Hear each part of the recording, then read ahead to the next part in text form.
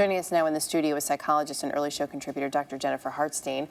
Good morning. Good morning. You watch this video and it kills you in one respect to see this girl and to know everything she's gone through, but how courageous she is to post this. Yes. The fact that she didn't use any words. Did that jump out at you? It's really, I think, more powerful that she didn't use any words. And I would imagine easier on one hand. She has it scripted so beautifully in all of these placards that if she spoke, who knows if the emotional component to the whole thing would have taken over and she would have cried or gotten made fun of more because her voice cracked or she lost track of what she wanted to say. So this way, she's letting the words do the talking instead of herself, which I think is really powerful and adds to the bravery. One of those cards says, "I don't cut, but I'm close." We've talked a lot on this show about cutting with teens. When you saw that, were you concerned about how close she may be? I was not surprised, let's put it that way, and yes, concerned with how close she may be. Bullying, we know, creates depression, anxiety, low self-esteem, really tough emotions to regulate, and the self-injury through cutting or any other kind does regulate that emotion. So we have to really be mindful of how intense this bullying is and the emotional components and problems that come afterwards. We wanted to get a little reaction from Allie's video from some of her peers. So I know you sat down with a group of teens to talk with them about the problem of bullying, which many of those kids can understand. So let's take a look at what they said to you, Jen.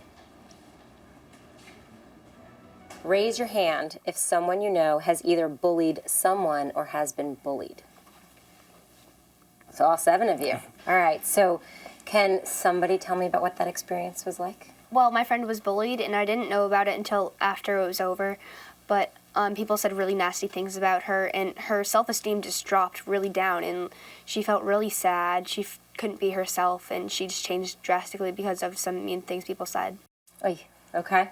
Some of you guys are in middle school. She asks the question, does it get better in high school? What do you think? Does it stay this way as it might have been in middle school, Corey? I think in high school it gets more challenging. How so? Because it's more of your social status. Mm-hmm. It's more of how you look rather than the type of person that you are. What about asking adults for help? You have to go for help if you're getting hurt, even if you just feel kind of sad afterwards. You don't necessarily know why, you just have to go for help. How big of a problem do you think this is? It's a huge problem because bullying is all over America, all over the world, really, if you think about it. So it's going to be a hard thing to stop. Boy, they seemed fairly open in talking with you. Excuse me. Did it take a little time for them to warm up? Were they hesitant at first? We had a couple minutes to talk beforehand, so we got to joke around a little bit, and they really were so open and relieved. Many of them said at the end, we were so glad that we had the opportunity to talk about this because this isn't something we're sitting around and having these discussions within school with people who won't judge us or really take our answers in and make them bigger problems. So it was really great. They wanted to just keep talking and were very open. And they really see, I mean, they all know really what it's about. You know, the one girl who spoke first said, "Oh, I saw my friend's self-esteem just plummet." They know how it affects people. Are they able, though, to take that and you know, turn it around to a more positive experience either for themselves or for someone else? Some of them were definitely able to say, this is what I did, this is how I helped, this is what we need to do. They all had the shoulds down. You should talk to an adult, you should go to someone, you should ask for help.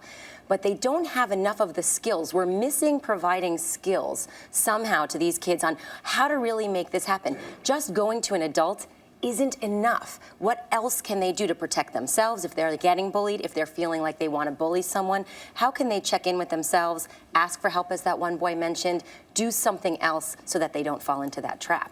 And what's the best thing to do? Just keep talking about it, go to an adult, really. Yeah, go to an adult that you trust, that won't judge you, that can help you feel good about yourself in those moments. Jen, always good to have you here to weigh in on these. Jen, thanks. Thanks, Erica.